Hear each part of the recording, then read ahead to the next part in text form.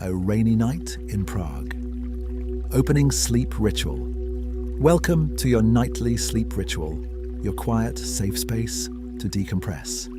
Take a slow, full body breath. Let your shoulders soften. Let your body relax, giving yourself permission to rest calmly, rest deeply, rest soundly. Let the day release you. Let the night release you. Let your thoughts release you. Join us for gentle evening strolls, a calm story time designed to support your natural sleep cycles and deep rest, calm, peaceful dreaming. We wander slowly here, we wander quietly in the rain. Come, let us wander softly tonight. Tonight's quiet walk belongs to 3 travelers. The quiet traveler, who enjoys moving gently through the world after dark, and his 2 loyal Labradors. Phineas, the calm yellow lab who can fall asleep almost anywhere, and Hartley, the thoughtful chocolate lab who prefers to watch everything first, noticing every sound, every passing light, and every new place they wander. Chapter 1. The train that arrives at sunset. There are cities you arrive at in daylight, and cities you arrive at sunset. The sunset ones are always better. The train from Budapest had been travelling since the afternoon, a slow, deliberate journey north, through the flat Hungarian farmland, and then into the wooded hills of Bohemia, where the trees pressed close to the tracks, and the occasional light of a farmhouse passed by the window, like a thought that almost formed, and then gently let itself go. The quiet traveller had not slept. He rarely slept on trains, not because they were uncomfortable, quite the opposite. He stayed awake for the same reason some people remain in a warm bath longer than necessary, because the particular feeling of being carried, of moving through the world without effort, without decision, without needing to navigate, was too valuable to surrender to sleep. Sleep would come later. This moment was something else. Phineas had slept naturally. He had arranged himself across the full length of the seat opposite, with the serene confidence of a dog who considers train travel a personal amenity provided entirely for his comfort. His broad yellow chest rose softly, and occasionally his paws twitched, dreaming perhaps of fields and retrieving. Hartley had stayed awake longer. He sat by the window for the first half hour, watching the sunset fade slowly into evening, his ears slightly back, monitoring everything that passed, the lights, the trees, an occasional bridge over an invisible river, satisfied that the world outside was behaving as expected. He too eventually slept, his chocolate head resting gently on the traveller's knee, the warm weight of it both familiar and quietly extraordinary. The way familiar things sometimes reveal themselves to be extraordinary, precisely because they ask for nothing in return. The traveller sat quietly, one hand resting on Hartley's warm flank, watching Bohemia pass slowly through the dark, and for a moment, everything felt calm. There was nowhere else they needed to be. Now the train was slowing. Prague, Hlavní nádraží, the main station, appeared first as light, a warm amber glow growing slowly through the window, resolving gradually into a grand Art Nouveau facade, its stone the colour of old cream, ironwork arches catching the last golden light of evening, like something that had been waiting here, patient and luminous, for exactly this arrival. It was not yet 7 in the evening. Phineas woke immediately, ears forward, eyes bright, the expression of a dog who has processed the change in speed and reached a clear conclusion. Something new was happening. Hartley lifted his head from the traveller's knee. He yawned once, then studied the window with renewed curiosity, head tilted slightly, resuming his responsibility of observation. The train stopped. The platform moved gently with travellers. A porter pushing a trolley stacked with luggage.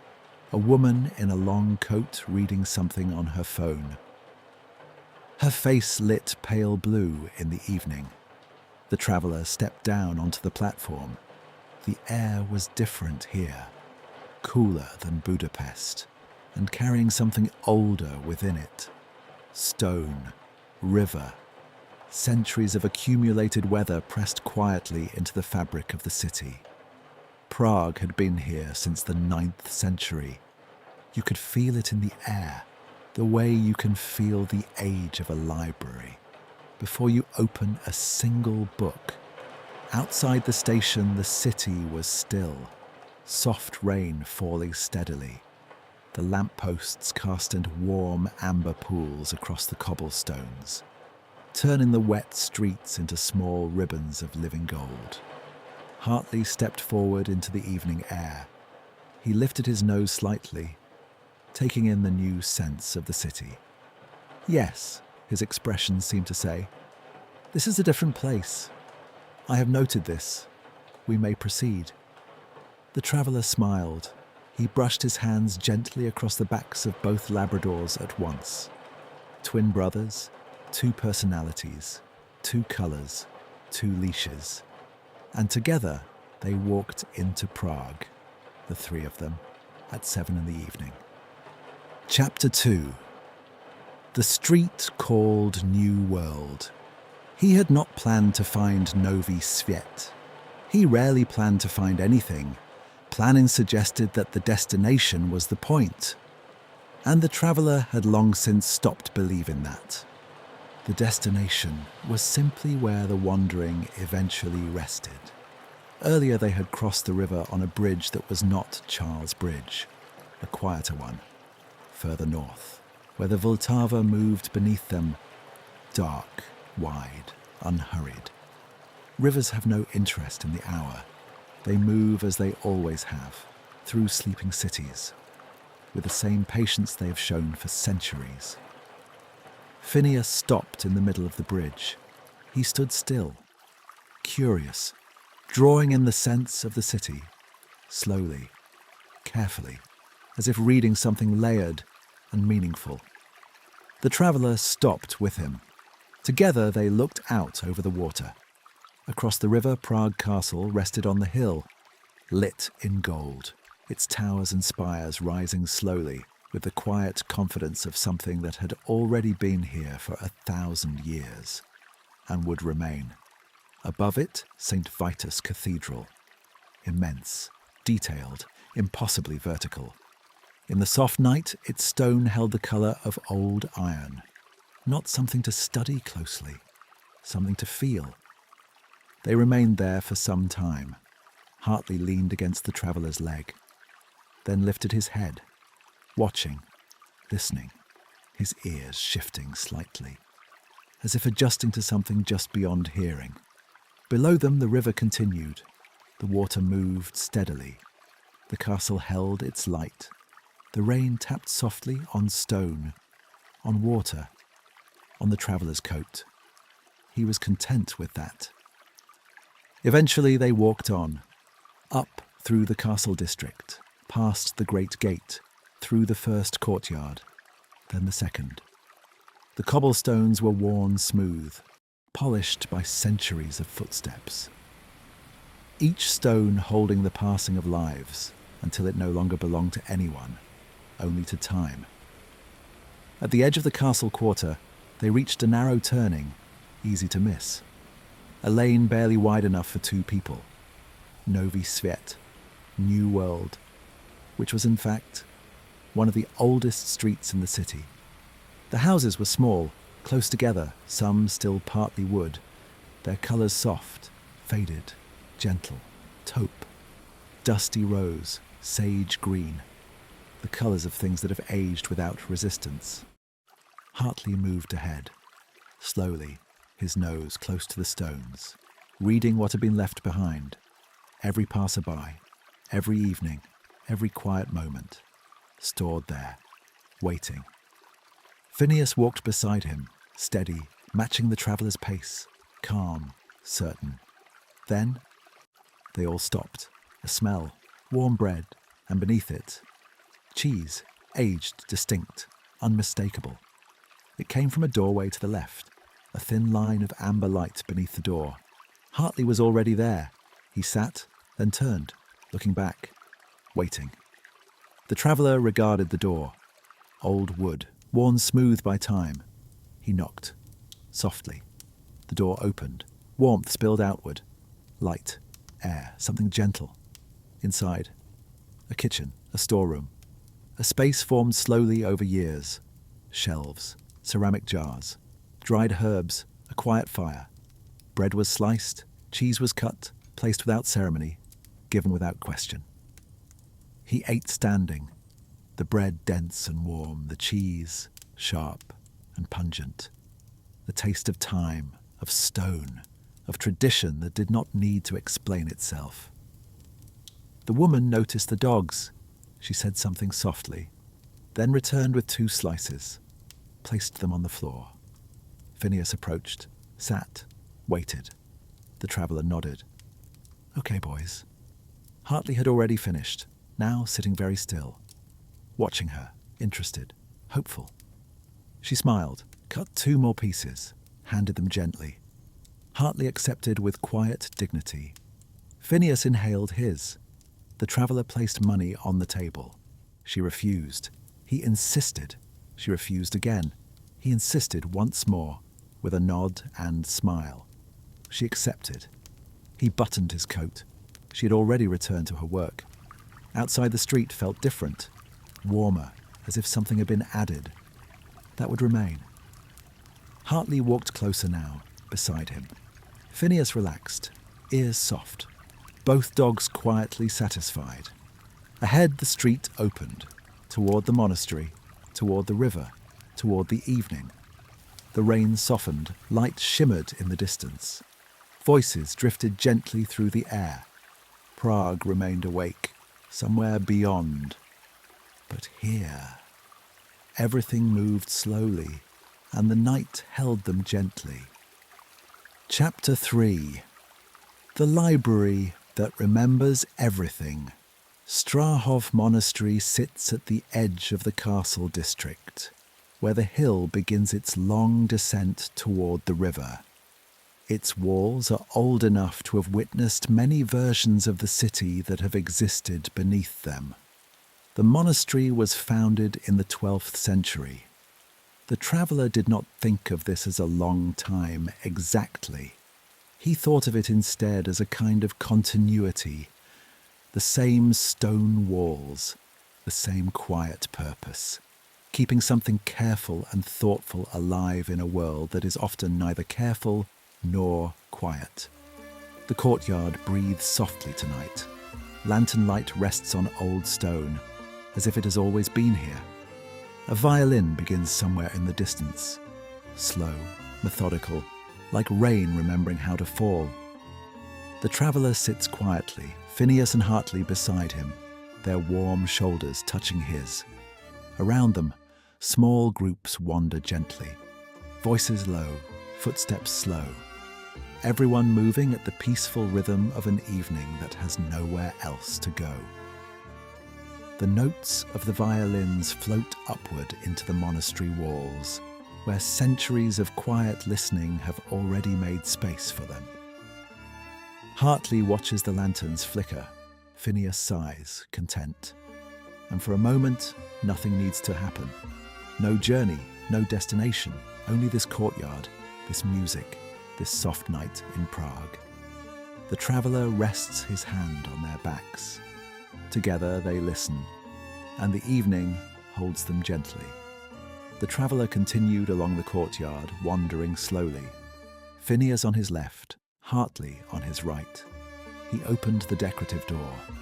The room beyond was a corridor, stone floor, stone walls. At its far end, another doorway stood open. From within came the candlelight and a familiar scent: paper, leather, old binding glue, and the faint mineral note of stone that has never been entirely warm. The scent of everything that has ever been written down. The traveller walked slowly down the corridor. At the end, he entered the room. What he found there was difficult to prepare for, even for someone who had wandered through many remarkable rooms in many remarkable places. The theological hall of the Strahov Library rose above him in a vast vault of white and gold. Ceiling frescoes depicted the long history of human knowledge, painted centuries ago with the quiet conviction that beauty in service of wisdom was one of the highest uses of a ceiling. The shelves rose upward from floor to gallery and nearly to the frescoed ceiling. Thousands of books, perhaps tens of thousands, their dark bindings holding centuries of accumulated thought, their titles written in Latin, in Czech, in German, and in languages that may now exist only on those quiet spines. And at a table near the centre of the room, a couple sat reading. A single lamp glowed beside them. They looked up when the traveller entered. They smiled softly when Phineas and Hartley padded across the stone floor. Then they returned to their book, its pages the colour of old ivory. They read with the peaceful focus of people for whom this room, this evening, and this particular page were the only things currently existing in the world. The traveller stood quietly just inside the door. Hartley sat down almost immediately. Phineas remained standing for a moment longer, taking in the vast room with the thoughtful attention he gave to anything new. Then he sat too, settling comfortably into observation mode. The light on the table remained steady. The books held their centuries. The couple turned another page. The traveller looked upward, at the frescoes above, painted figures representing geometry, astronomy, music, mathematics, theology. The old belief that all human knowledge was connected, that if you followed any one thread far enough, you would eventually find all the others. He thought about that. He thought about the river below the city, moving patiently toward a sea it had never seen. He thought about the woman on Novi Svet Street who had opened her door on a rainy evening and offered bread and cheese and warmth to a traveller she had never met. He thought about Phineas and Hartley, sitting quietly now in a 12th century library, breathing slowly, content simply to be present, as dogs often are. Time passed. How long he could not say. Time moved differently in that room. Eventually the couple looked up again. They glanced toward the traveller, then toward the dogs. They spoke softly in Czech. The traveller did not understand the words, but the tone was unmistakable, gentle, calm. The tone of someone saying, "Yes, this is a good place to be, on a night like this." The traveller nodded politely. They returned to their book, and the candle continued its glow. Chapter 4. Below the street, below the century. There is a particular kind of warmth that only comes from being below ground. Not cold, the opposite of cold. A warmth the earth itself provides. The accumulated patience of stone that has never been entirely exposed to the sky. Stone that has been keeping the same quiet temperature since before the street above it was a street, since before the city was a city. The tavern lay 7 steps below the road. The traveller had almost missed it. He would have missed it entirely if Hartley had not stopped at the top of the steps, with the alert, forward-leaning posture of a dog who had detected something important. and was reporting it through the only available channel, his nose.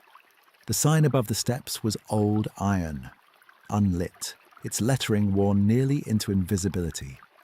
But the steps themselves told their own story, worn smooth in the centre by generations of descending feet. The stone had become slightly concave, a slow bowl of use and welcome. And at the bottom, a door, amber light glowing around every edge. Inside, a vaulted stone ceiling, low, ancient, its surface the dark grey of centuries of candle smoke and quiet breath. And the particular exhalation of people who had come down here to be warm and unhurried, and briefly released from the world above. Dark wooden tables, dark wooden chairs, none quite matching the others, as if each had been gathered slowly across many years, from many places. And asked to belong here together, candles in iron holders, and a long bar of dark wood.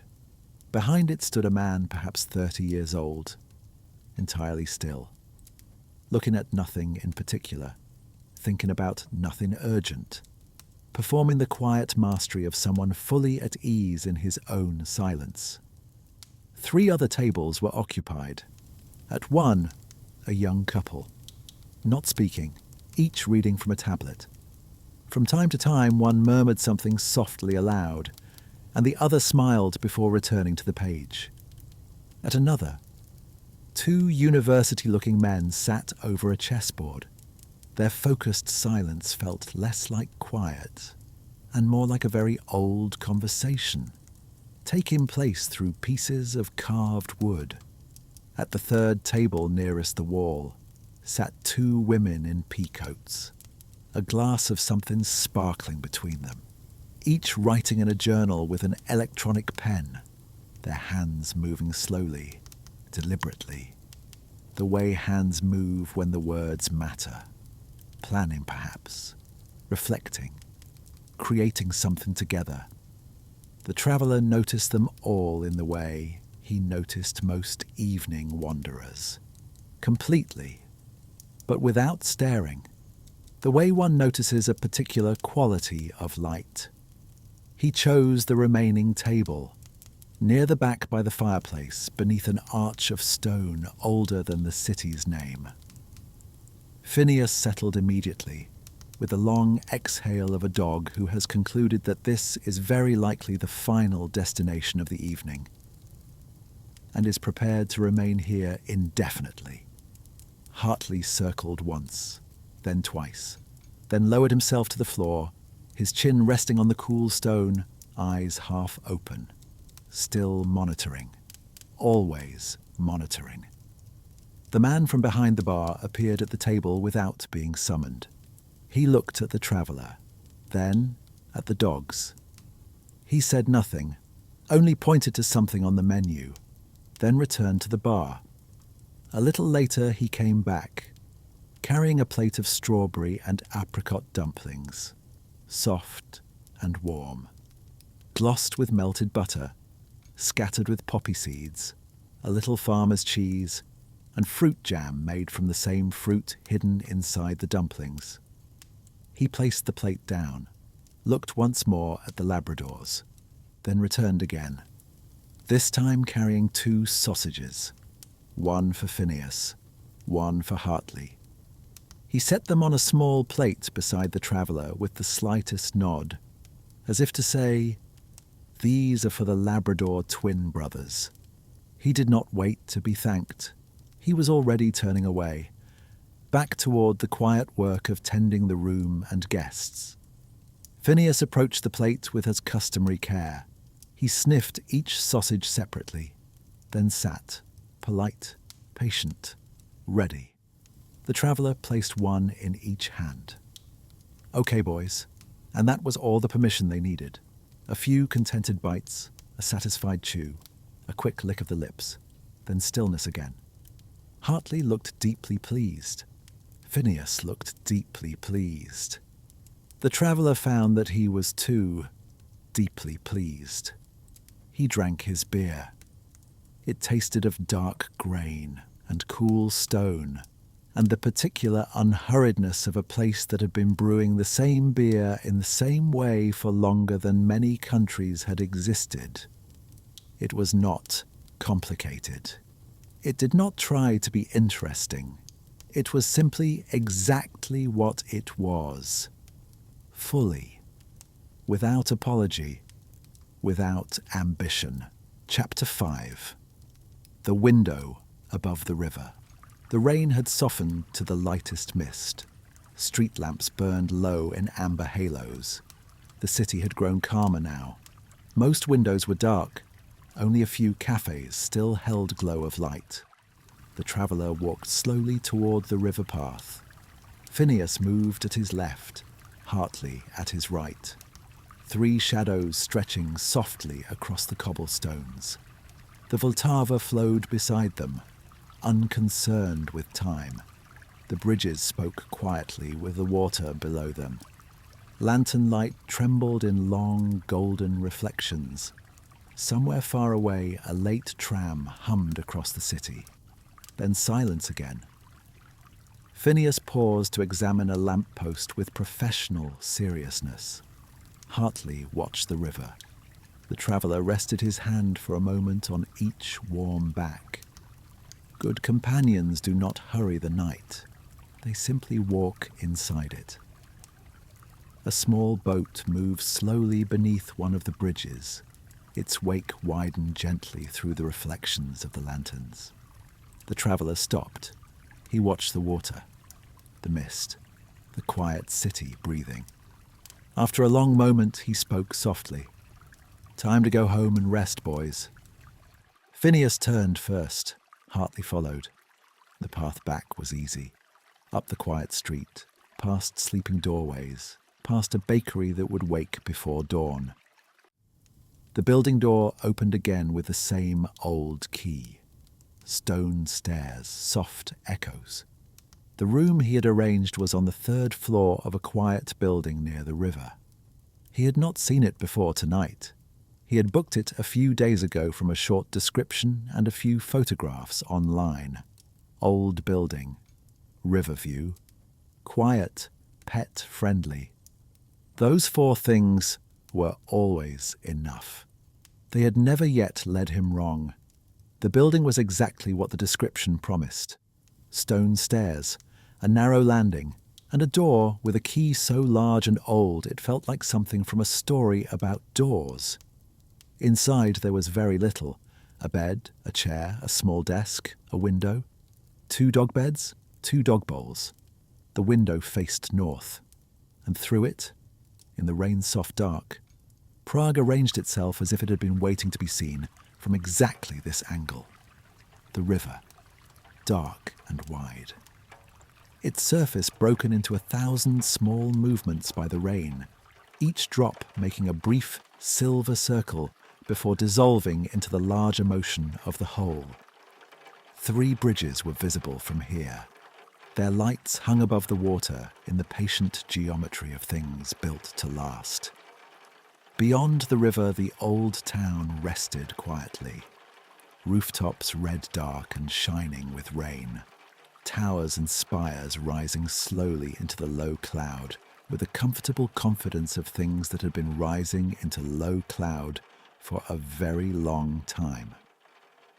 And above everything on its hill, still glowing in deep gold, the castle. Still there, still keeping its place above the city the way it had for 1,000 years. Not dominating, simply present. A reminder that some things persist, that some things are built not for a generation or a century, but for whatever comes next. Hartley went to the window first. He sat quietly on the floor beneath it, ears resting, nose lifting slightly as he gathered the scents of rain river and stone.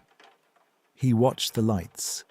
He watched the rain making its patient alterations to the surface of everything it touched. Phineas performing the careful inspection that dogs perform when deciding exactly where the evening will end. Satisfied.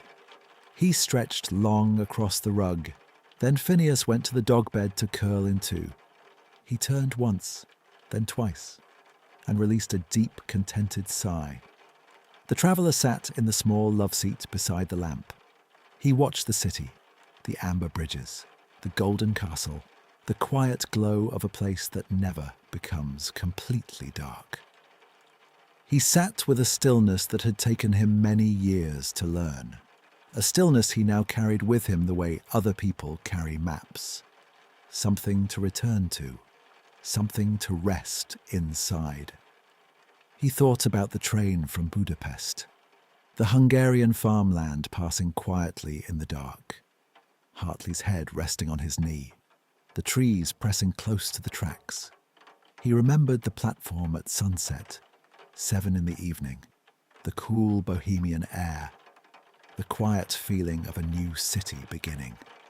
He thought about Novi Sviet, the wooden houses, rain on the narrow lane, the door with warm light beneath it, the woman who had opened it without surprise, as if travellers arrived there often, as if she had long ago made peace with the idea that sometimes people appear at the door.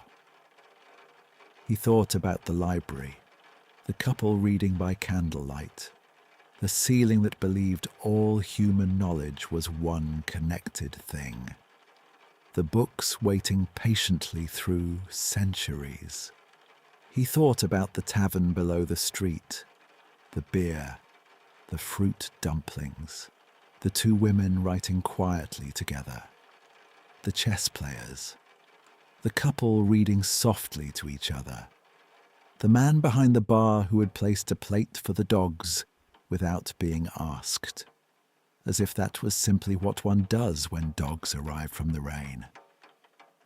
He smiled slightly, remembering Phineas receiving his sausage with immediate enthusiasm, and Hartley already finished. He looked again toward the window. Hartley was still there, watching, listening. "Come," the traveller said softly. Hartley turned.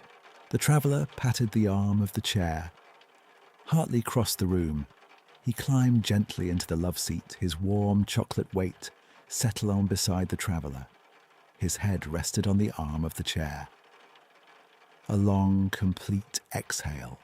Ears relaxed, eyebrows settled. The traveller rested his hand on Hartley's warm flank. Below the window, the Vltava continued its slow, endless passage through the city. The rain continued. The castle continued on its hill. The bridges continued their quiet conversation with the river below. Everything continued. The way cities continue when their people sleep. The way rivers continue when no one watches. The way old stones continue. And old books. And old recipes for fruit dumplings. And narrow lanes with wooden houses. And taverns below street level. And the particular warmth of rooms where people gather without hurry. The night holds everything that is given to it, without condition, without question, without hurry. Phineas breathed softly. In the dog bed, Hartley slept in the love-seat armchair. The castle held its light above the quiet city. And Prague, ancient rain-washed, full of libraries and warm taverns and evening wanderers, and a river that has seen everything and judges nothing, held them all. The bridges hold their lantern light above the water, softly, completely, the evening complete. The night holds you gently now. This evening ritual was created for you. It belongs to you. You are always welcome here. It's a safe space for you. New long-form sleep journeys arrive weekly. You can return each night for quiet cities, story time, soft rain and gentle wandering. Rest deeply, and I will see you on the next evening stroll.